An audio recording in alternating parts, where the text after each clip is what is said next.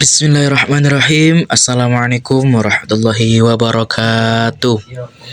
Baik, di sini kami dari kelompok 12 akan menjelaskan tentang analisis varian satu jalur yang terdiri dari saya sendiri yaitu Seva Akila Putra, teman saya Hasbi Asidiki, dan Afina Faizatul. Baik, di sini saya akan memulai dari pengertian analisis varian satu jalur. Analisis varians adalah metode statistik yang digunakan untuk menguji perbedaan signifikan antara rata-rata kelompok data serta data hasil pengamatan terhadap satu faktor. Pada step independen diambil dari dua sampel. Selanjutnya, syarat analisis varian satu jalur yang terdiri dari tiga bagian. Yang pertama, populasi harus independen dan data yang diamati juga independen pada kelompoknya. Yang kedua, populasi yang diteliti dalam uji ini haruslah berdistribusi normal. Yang ketiga, populasi harus memiliki standar deviasi atau variansi yang sama. Langkah analisis varian satu jalur. Pertama, membuat asumsi bahwa data diambil secara random, distribusinya normal, serta variansi homogen. Yang kedua, membuat kalimat hipotesis H0 dan H1. Misalnya, H0 tidak ada perbedaan antara rata-rata hitung N kelompok. H1 ada perbedaan antara rata-rata hitung N kelompok. Yang ketiga, ukur semua variabilitas keseluruhan sampel dan hitung juga degree of freedom akan dilambangkan dengan DOF atau dB. Yang keempat, lakukan perhitungan untuk varian antar kelompok, hitung F-hitung, F-table, lalu bandingkan F-hitung dengan F-table, dan terakhir buat kesimpulan. Asumsi dasar yang harus terpenuhi dalam analisis varian. Adapun asumsi dasar yang harus terpenuhi dalam analisis varian. Yang pertama, kenormalan distribusi data harus normal. Agar data berdistribusi normal dapat ditempuh dengan cara memperbanyak jumlah sampel dalam kelompok.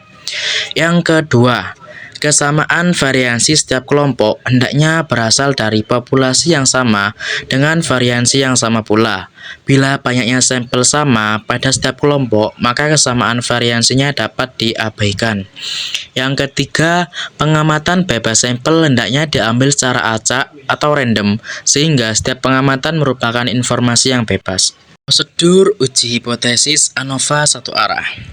Prosedur uji hipotesis ANOVA satu arah ada 9 cara. Yang pertama, menentukan hipotesis H0 dan H1. Yang kedua, menentukan tingkat signifikansi. Yang ketiga, tentukan derajat kebebasan.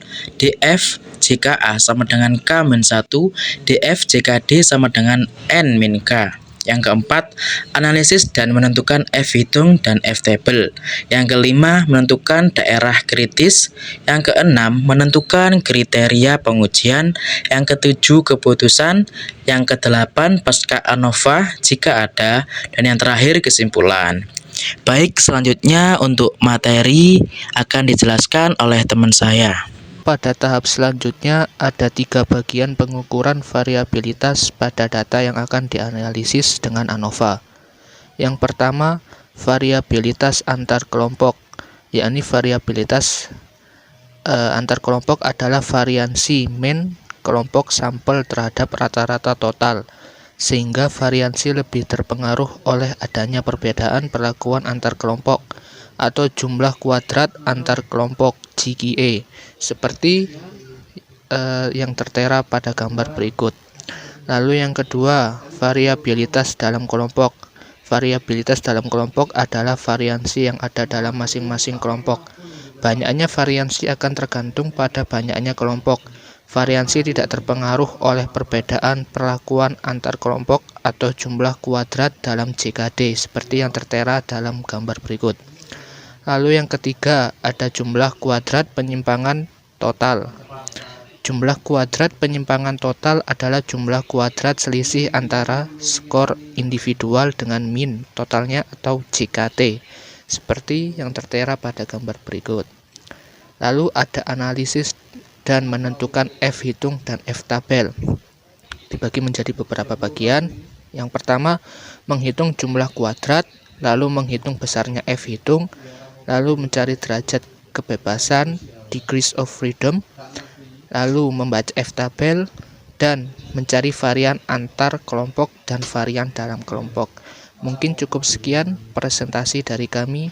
Assalamualaikum warahmatullahi wabarakatuh.